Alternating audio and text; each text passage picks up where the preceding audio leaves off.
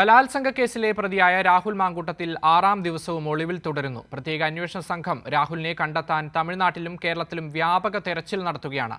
യുവനടിയുടെ ചുവന്ന കാർ പാലക്കാട്ടെ മുതിർന്ന കോൺഗ്രസ് നേതാവിന്റെ വീട്ടിലും ഉണ്ടായിരുന്നതായാണ് വിവരം. രാഹുലിന്റെ മുൻകൂർ ജാമ്യാപേക്ഷ നാളെ പരിഗണിക്കും. രാഹുൽ മാങ്കൂട്ടത്തിൽ വ്യാഴാഴ്ച വൈകിട്ട് നേരെ പോയത് പൊള്ളാച്ചിക്കെന്നാണ് അന്വേഷണ സംഘത്തിന് ലഭിച്ചിരിക്കുന്ന വിവരം. ഇതിനുശേഷം കോയമ്പത്തൂരിലേക്ക് കടന്നു. ഹൈവേ ഒഴിവാക്കി കൊഴിഞ്ഞാമ്പാറ വഴിയാണ് രാഹുൽ കടന്നിരിക്കുന്നത് എന്നാണ് പോലീസ് കരുതുന്നത്. രാഹുലിനൊപ്പം കേസിലെ 2ാം പ്രതിയായ ജോബി ജോസഫും ഉണ്ടെന്നാണ് വിവരം.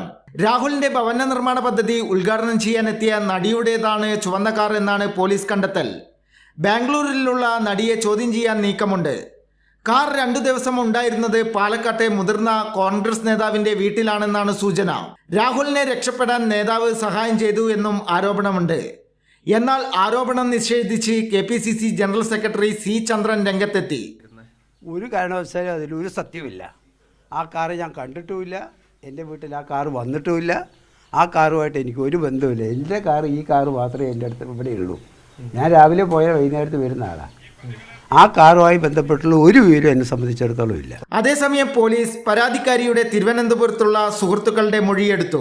ഗർഭചിത്രത്തിനും ഭീഷണിപ്പെടുത്തിയതിനും തെളിവ് ശേഖരിച്ചു. രാഹുലിന്റെ പാലക്കാട്ടെ ഫ്ളാറ്റിലെ കെയർടേക്കറുടെ മൊഴി രേഖപ്പെടുത്തി. ചുവന്ന പോളോ കാർ ഫ്ളാറ്റിൽ ഉണ്ടായിരുന്നതായാണ് കെയർടേക്കറുടെ മൊഴി. 3 കാറും രാഹുൽ മാറി മാറി ഉപയോഗിച്ചിരുന്നെന്നും മൊഴി നൽകി. കോടതിയിൽ ഹാജരാക്കാൻ പരമാവധി തെളിവുകൾ പോലീസ് ശേഖരിച്ചു കഴിഞ്ഞു. കൈരളി ന്യൂസ്, പാലക്കാട്.